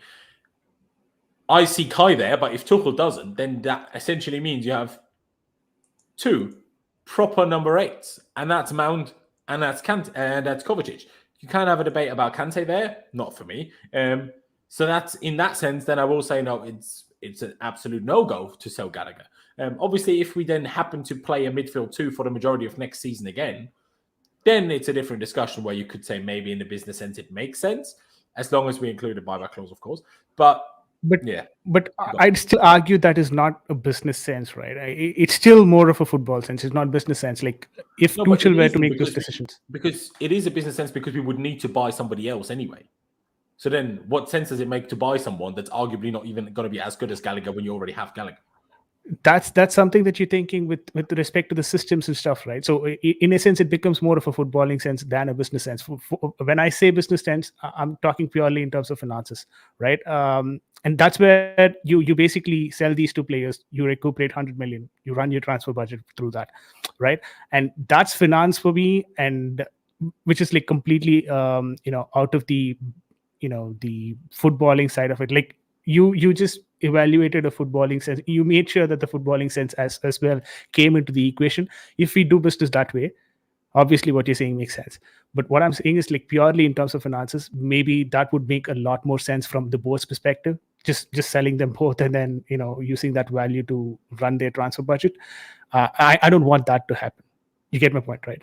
I see what you're saying. Although I would say, considering we're talking about a football club, any business decision has some sort of football decision included in it. It's physically impossible to not, because it's a football club. So any business decision will, to some extent, any business decision that involves players has to, in some extent, be included. You have to include the football side of things in your thinking, because again, agreed. If Tuchel decides to play a midfield 3, and then you sell Gallagher, and then you realize, we're playing a midfield 3 now, we need to sign a number 8, and then you sign another player that either doesn't work or is overpriced or this or that. Do you know what I mean? Ends up giving interviews to Sky Italia come December. Then I might as well have kept Gallagher. But I do see your point. Pies, let me go to you. Well, I guess just continuing to some extent on the back of what VJ said, and also your own thoughts, I suppose. On Gallagher, yeah, I mean, it's an interesting one. I think it depends who we sign as well and who goes, because I think there is a big possibility that Jorginho leaves. I don't think Kante will leave, but I think Jorginho might. I know he said, he wants to play in Italy when he's still in his prime. I mean, now is a good time probably to Can I just confirm with you? Has he ever actually said that, or is that I think he put into the words of what his agent has said? No, I'm pretty sure he said it in an interview a little while ago. I think it was. That was Lukaku talking about Inter, but sure. No, that was a short while ago. That was a. He did also say that, to be fair. I'm not making that one up, just in case people forgot. Go on, Pi. Sorry, I interrupted you. No, yeah, I think there's a big possibility we sell it. I mean, it depends on circumstances. If Jorginho leaves, I think we're going to get one of Rice or Tchouaméni this summer. That's for me. Hold that, because the last conversation I was going to do is about, should we sell both? Should we sell one? The whole, when Matisse got cooked for about a week. So that is going to be our next conversation. So if you try to keep it just Gallagher. Obviously, if you need to touch it. But I think it depends on Gallagher, Laurenz. I think it depends. The midfield depends on his future. It's all up to what we do in the market and who stays and who goes. I think if Jorginho stays, we have Jorginho, Kante, Kovacic, and we sign a DM, which I expect us to, I think Gallagher gets sold. If Jorginho or Kante goes, I think Gallagher stays, because then we would have the DM, and then you could have, Kovacic, Gallagher, Kante, and the DM. I don't think he's going to stay personally, but I'm not as hell bent on, like VJ said, he has to be in the squad. For me, Broja has to be in the squad, not Gallagher. For me, midfield is less of an issue in terms of like his profile. I think we need the opposite profile to him. So yeah, personally, I think Bro's just the one that I'm so, hell bent on. Yeah, the whole Broja thing is tough because I want him around as well, but at the same time, we also know he's not If going we to play sell every game. Broja, Then we're also going to slow down I'm his own gonna development. Sorry. no. If we sell Broja, I'm gonna flip shit. Honestly. Oh no, I agree. We definitely can't. He is like I'm sorry. One more loan is that for me is not even acceptable. But if there's an agreement between all parties that he needs one more loan, fair enough. But if this guy isn't our future striker, then I don't know what. Like Chelsea board have serious issues. Like he literally had he's a bit raw in terms of finishing, but all other attributes, man, he's scary. Like, do you see what he did to the Man United defense? Do you see what he did to Tottenham? Like, he is just, bro, he's going to be insane. I'm telling you, he's got so much potential. I agree. I just don't think the board do because I don't see us selling Lukaku soon enough for Broja to be our striker before we sold at some point.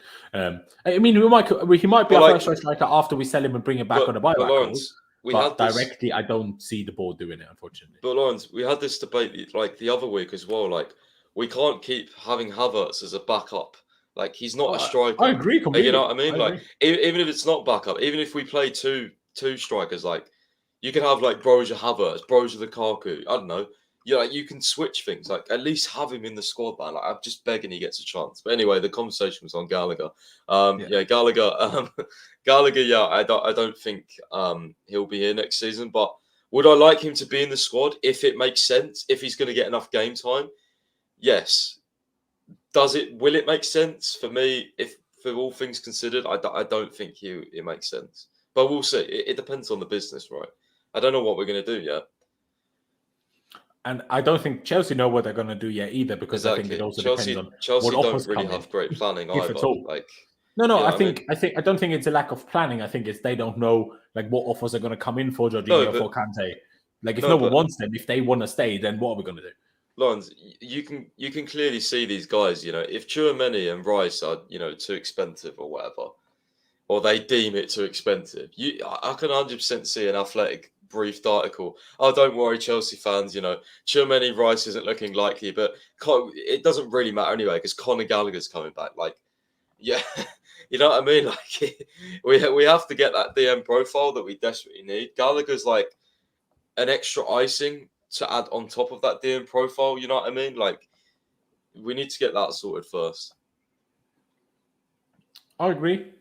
In a sense, it's a tough one. Clutch, finish that off for us in terms of Gallagher before we get into our last little conversation. Yeah, I mean, I tend to agree with Pius on that. I mean, it depends on what we're looking to do in the summer. DM is in my opinion, is the thing we need the most. There's no other position.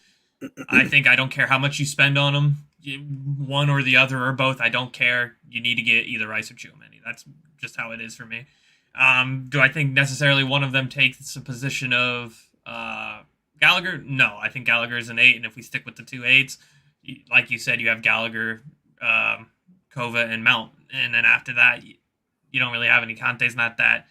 I know I don't have that same opinion as everybody, but so, I think Clutch, where's Kante going to play then for you? Like, that's where I was getting to here in a second. I don't think there's a place for Kante, and I think you're looking at his contract and him and Jorginho. I know that's blasphemy to say, and I love Kante as much as I love Kante to death. I think we're starting to see the age catch up to him a little bit, injuries catch up to him a little bit.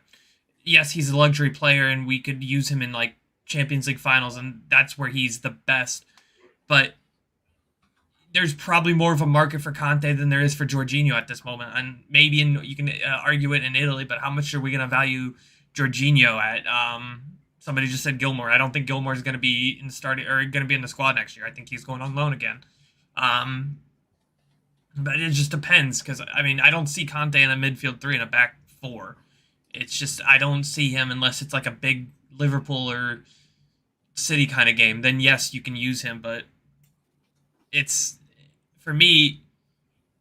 It's hard to with the midfield we have because we have probably the best midfield in the world, but Conte is literally just kind of like, he's getting to this point where you never know what you're going to get out of him. It's kind of, I'm afraid, and I think if you're looking at it from the perspective of they have 1 year left on their contract and you really don't want them to go on a free, depends on what they're willing to do as far as like their contract situation. It's a tough one. If you're going to ask me between Broja and Gallagher, I'm going to say keep Broja, sell Gallagher with an option to buy, but I think it's hard. It just depends on who you go for in the summer, because I think Tchouaméni can play an 8 role too. I think that's something he can do going forward, but do I think he will if we do that? No, I think he'll play at the DM. It's all depending. There's a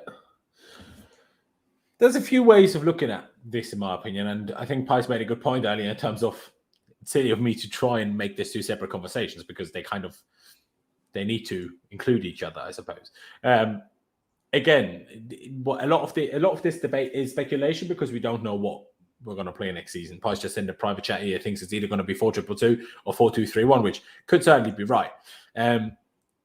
Let's just quickly say, if we would be to play a 4-3-3, 4-1-4-1, whatever you want to call it, with 1 6 and 2 8s, as much as Kante is the greatest, if not, or one of the greatest midfielders in the world, one of the greatest players to ever play the way Kante did, the problem is that formation doesn't include Kante's role.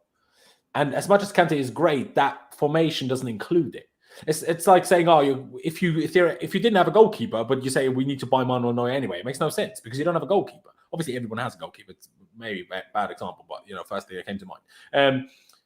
And a few other reasons almost help clutch out here. There's a few things to consider. Number one, if we sell Jorginho and only get first, let me say, we are not going to sign Rice and Tchouaméni. I don't know where people got this from. I don't know. I don't care who says it. It's not going to happen. It's absolutely not. We didn't even sign Lukaku and Tchouaméni last summer when Tchouaméni was half the price he will be, or less than he will be next summer.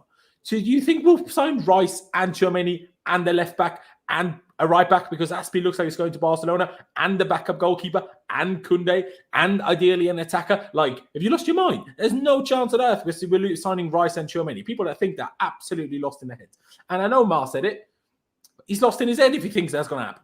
But if we sign one, that means we still only have one CDM if Jorginho goes. Sure, you can make the debate Billy Gilmore. But, I mean, let's see how the rest of the season in Norwich goes, right? Let's see how that goes. Maybe it's a different and a new debate to be had later in the season. But as of right now, if we sold Jorginho, and even if we signed Rice or Tchouaméni, we still have 1 6. And then what if one of them gets injured? We have that exact same problem we have right now. And that would exactly, again, stop us from challenging against City. Because as soon as we have one injury, we're screwed again. So we can absolutely not, for 1 second, let that happen. Like, we cannot go into next season having one DM again. Even if he's a better, more suited DM to a back four than Jorginho. We cannot let it happen that we only have one. Absolutely not. And another reason why getting rid of Kante rather than Jorginho makes more sense is because Kante is on more than double the wages than Jorginho is. So, massive. Especially when you consider that Kante only is fit for half the games in the season. And also, someone said in the chat, he's the man for the big game. Yes, he is. And obviously, we all want to win the Champions League. But I want to win the Premier League. And our problem in the Premier League isn't the big games. Our problem is that we can't score against teams that are shit, right? So we need to not focus on big games. We need to focus that we win all the other games so that we can actually be in contention and not come February 18th, be 16 points behind the league leader. Do you know what I mean? And to stop that from happening, we need to win the lesser games. And to win the lesser games, Kante has less to do with that, because I 1,000,000% agree. For the big games, Kante is arguably the first name on the team sheet. Maybe alongside Mendy, Rudiger, Thiago Silva, blah, blah, blah, but still. So, do I want to sell either? Personally, no. But like Pice also said, what do we do if we sign Rice or Tchouaméni, and then we still have those three? Who plays? I don't know. If I'm being perfectly honest with you, I guess it depends on how whoever the new signing is settles in. But yeah, if we don't sell either Jorginho or Kante, and we still sign Rice or Tchouaméni, there's no place for Gallagher. So I guess we'll have to make a decision. But for me, it makes more sense just from a team perspective. It makes more sense to sell Kante, even though Kante is better than Jorginho in the grand scheme of things. It still makes more sense to sell Kante because the way we want to play, regardless almost of formation, doesn't really include Kante's perfect position. And I'm not even saying Jorginho has to start next season. I want to challenge Man City. They had Fernandinho, be their backup DM for Rodri for ages. If we want to challenge them, have Tchouaméni or Rice be the starting six if you want, and make Jorginho the backup. He won't be happy, but he has 1 year left in the contract. How much money would any Italian club be able to pay us this money this summer for a player that has 1 year left in the contract and he's 30 anyway? We get no more than 20 million, right? So we didn't sell Christensen a year ago when we could have got 40, 50 million. We didn't sell Aspi when we could have got some money for him, obviously less, but still. So why on earth would we do it? Why for Jorginho and Kante? It's all of a sudden impossible to let them run out at the end of their contract when we're doing it with Christensen and Aspi, and barely anyone has a problem with it. I mean, with Aspi a little bit, but still. So that's what I'll say. So if someone asked me who do you want to sell between the two, I'll say neither. If you forced me to pick an answer, I'd say Kante. If you ask me who do I think will go, I think Pice is right, and I think both stay. We sign one of the other ones. Gallagher is sold with a buyback option, and we play a midfield two. And therefore, always two of Tchouaméni, Kante, Jorginho, and Kova are used. And therefore, it's enough rotation. But if it is a midfield three, I think Kante is the one that it makes more sense to go than Jorginho. So that was my whole thoughts on Gallagher, Jorginho, Rice, Kante, Tchouaméni, whatever. Pice, I'll go to you. In terms of reaction to what I just said, do you think I'm out of my mind? Do you see what I'm saying? And add your thoughts, I guess. Yeah, no, I see what you're saying. I do definitely think Jorginho, it makes more sense to keep him the way you said it, because obviously the way we play, even at times under Lampard when, Jorginho was on the bench, he came on and made the difference in games that, someone else who was playing his role wasn't, doing great like a Kante. So I think having Jorginho in the squad is vital as well. People don't even take into account, no one ever talks about it, but he's our vice captain as well. He's massive for the dressing room. And sorry to interrupt you again, but Tchouaméni and Rice are both very young. As much as they're both very good players, and especially Rice obviously has already turned into a leader. I'm not 1,000,000% sure if Tchouaméni has done that as well at Monaco. But there is no 1,000,000% guarantee that once they come in, they'll be amazing from day one. And if if they're not, I want someone to play instead of him, and I don't want another Lukaku situation where if he doesn't work, we have no other option. Yeah, and they can learn a lot of Jorginho as well. I mean, 1,000,000%, Declan Rice himself said, I think it was 2019 or 20 when he was starting to play a lot more regularly for West Ham, kind of break through. He said, Jorginho is one of the players he, watches and stuff like that. So, I mean, imagine how much better Rice could be if he learns from Jorginho. Exactly, especially making angles off the ball, which is one of the main things I'm worried about. If he comes in and Jorginho leaves, tactically, I think they can learn a lot from each other. For me, that would be an ideal situation, but I don't know, man. The summer's so unpredictable. It's funny for me because I see a lot of Chelsea fans talking about oh yeah, we're selling this, we're selling that. Chelsea never really sell many players in the January or the summer, unless the money's absolutely perfect. So one other reason, by the way, PSG are much more likely to make us a big offer for Kante than anybody is to make us a big offer for Jorginho. Yeah, potentially. I think you've got Juventus though that I think have always wanted Jorginho. I think they could come in with a big offer. But fine big, but yeah, I think Juventus is struggling for money right now, though. I mean, I don't know. They said that, and then they just signed. Yeah, they just million. It's I think that was they're all the money they had to offer. Nah, it's such carb. Some of these clubs say, they did this with the Super League, right? And then Real Madrid was like, oh, we're so broke, and then they just go and improve the stadium. Just shut up. Clubs have money, you know what I mean?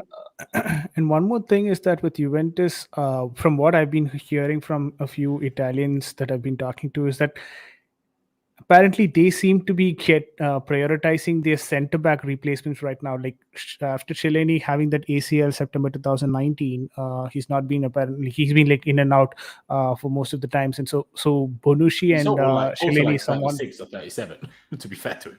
Yeah, and Bonucci as well is like 34, and both of them are in and out of the team, and they're actually wanting a proper replacement there. So their concentration probably in the summer would be the center backs, but it's got nothing to say that what, just because they're concentrating on the center back, they'll not go for a center mid, of course. But I think their primary targets would be the center backs.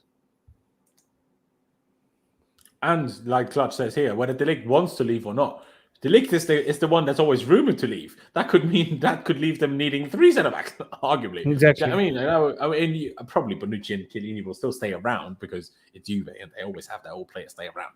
But they probably still need to sign someone regardless. So I think you made a fair point there, VJ. Let me just make sure, Pies, did you want to add anything else with that? Not really. I mean, I don't know. I'm cautious as to this whole midfield thing. Like, I think we'll sign someone, but does it mean we sell Jorginho and Kante to fund one of those? No. For me, I think Gallagher funds it. I've always said this. True. You have always said this, to be fair. But obviously, let's not... Like, we have a few players that we could sell to make money. Number one, Kepa. He would go for like between 30 and 50 million, somewhere that. We're going to spend like, 10 on another backup goalkeeper. So that means all the rest of the money can be spent elsewhere. Ruben will go, most likely. What we'll get for him, 15 million, something like that, depending on who wants him, I suppose. If we find someone to go after Barkley, come on, Frank, please do us a favour. Get him back to the mighty Blues from Liverpool. So there can still be money coming in, regardless of whether it's Gallagher that stays or not, in my books. But I see what you're saying. VJ, anything else you wanted to add? Because obviously you were mostly talking about Gallagher earlier in terms of if we add the whole Jorginho Kante debate. Is there anything else you would like to add? On the other hand, you could still argue, like, if there is a best time for selling Jorginho, this would be it, right? The reason why I say that is because next year, obviously, he's going to go on a free, and then you could probably not get any money out of him. Like right now, there is a good Italian market for him, is what at least I think. He is sellable. He's not like on higher wages or anything. He's not even like Kante. He's on 270, but Jorginho is like 110, 20, I believe. That's it. So he is probably sellable right now, and there is a good market for him.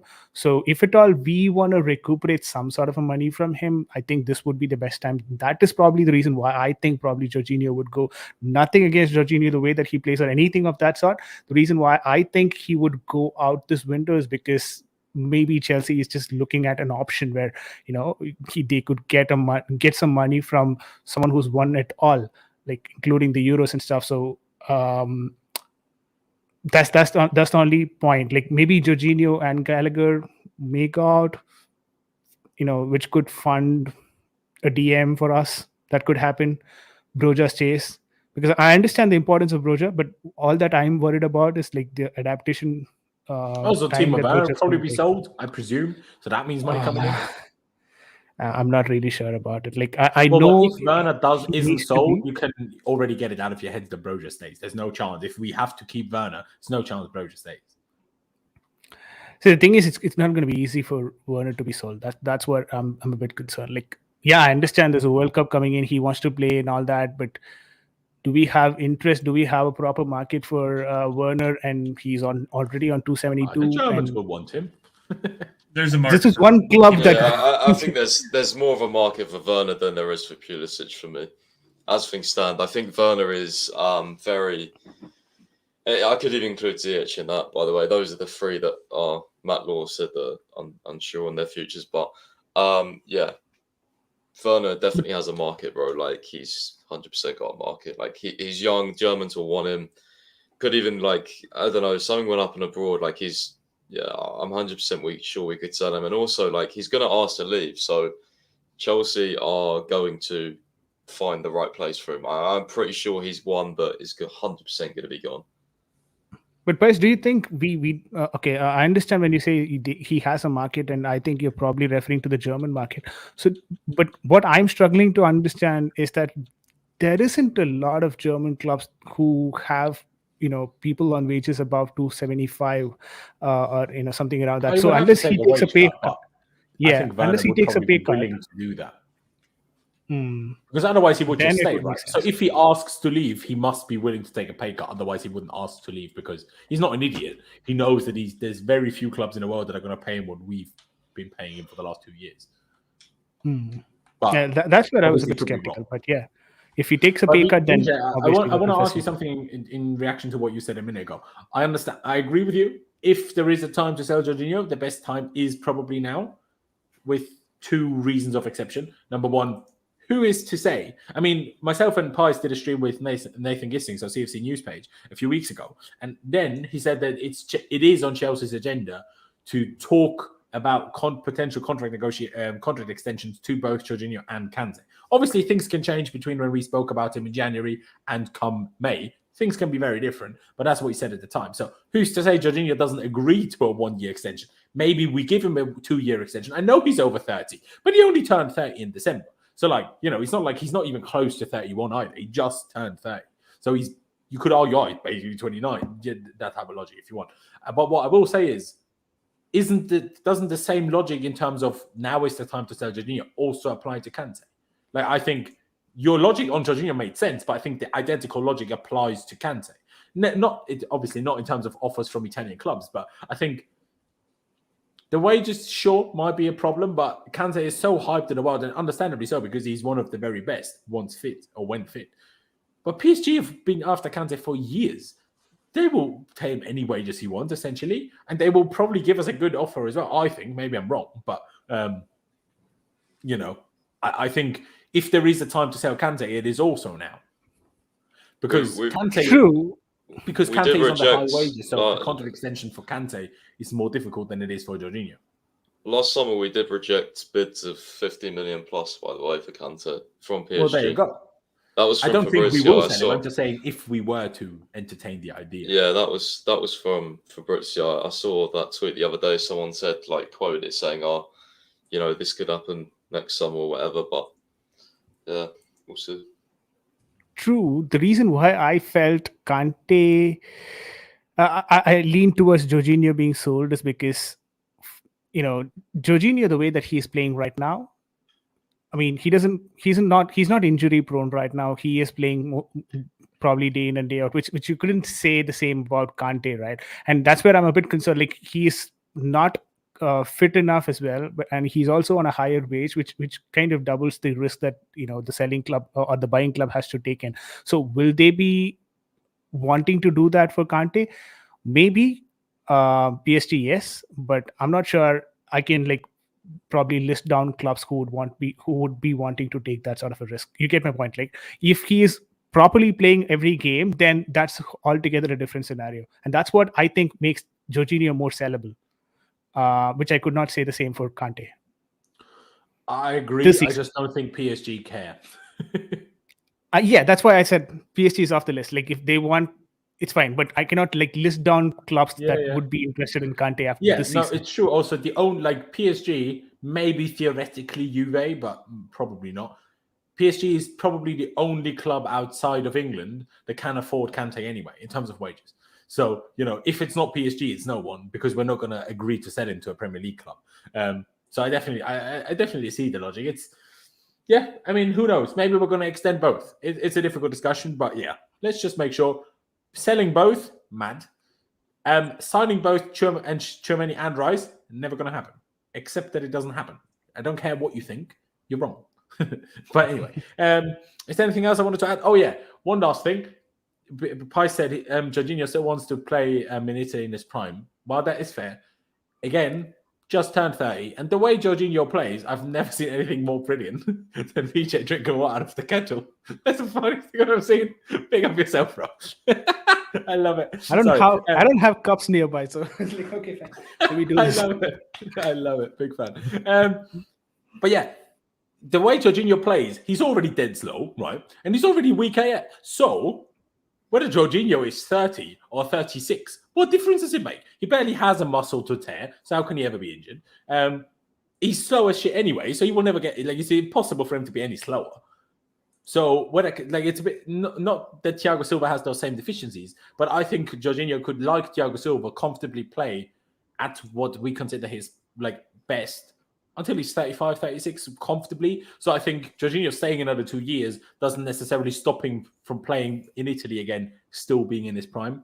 That's the only thing I wanted to add to Pice's argument earlier. So I don't think Jorginho sees himself as, oh, my prime is ending soon. I don't think Jorginho looks at it that way, but that's purely my speculation. So I could definitely be wrong. The last thing we do need to say, I was hyping it up that we were finally going to get finished earlier, and here we are at 1 hour 46 again. But Chelsea still play Crystal Palace tomorrow, which we didn't talk about for the last half an hour, but still, Chelsea still do play Crystal Palace tomorrow at Selhurst Park.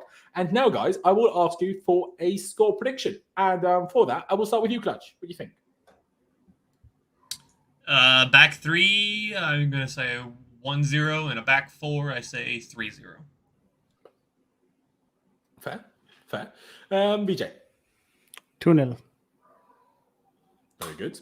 And Pice?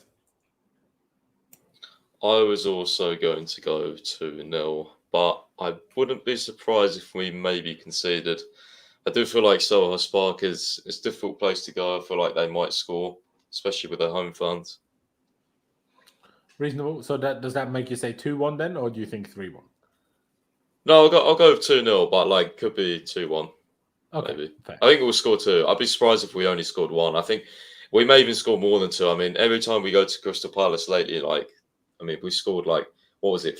Was it 3? I can't remember what the score was. 4. We beat them 4-1, didn't we? Yeah.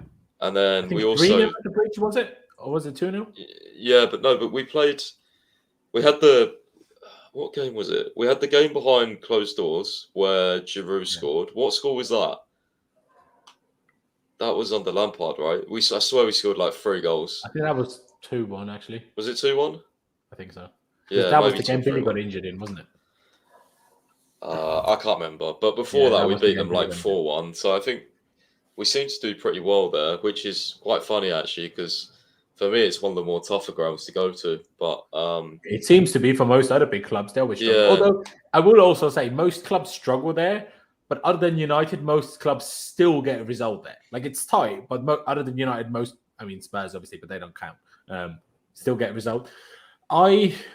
I'm almost tempted, like John Arnold here in the comments, to say 4-1 like we did last season, but that is only if we play a 4-1-4-1 and are attacking.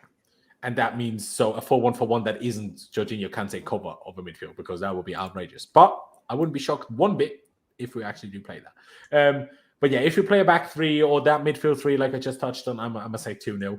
Because while, playing a back three and playing a midfield three with Kante and Coba and Jorginho makes us more defensive and less likely to score a lot, it also makes us a bit better defensively. So then maybe I do back that clean sheet. But hey, here we are. Ladies and gentlemen, we're going to round it out here. I hope you all enjoyed the stream. If you are still here, I very much so appreciate you. Still smash the like if you haven't already. It's just one click of a button. Doesn't cost you any money, and it barely costs you any time. It really helps me out with the YouTube algorithm. So please do smash the like button for me. Big shout out to all 3 of my guests today, Clutch, Pice, and VJ. Of course, I have Clutch's Twitter link down in the description. I have Pice's website, Chelsea365, link down in the description. And of course, VJ's YouTube channel, as you can also see on screen. Sportswire is also linked down in the description. Go make sure and you subscribe to him. Fantastic content over there. And also, before you leave, hit the subscribe button for my channel as well. Like I said, we're on the road to 15,000 subscribers. It's a big red subscribe button. You can't physically miss it. So just go down below, hit that subscribe button for me. I would massively appreciate it. But yeah, ladies and gentlemen, thank you guys for watching. Up to Chelsea, upwards and onwards. Let's hope we get it up tomorrow. And we'll see you next time.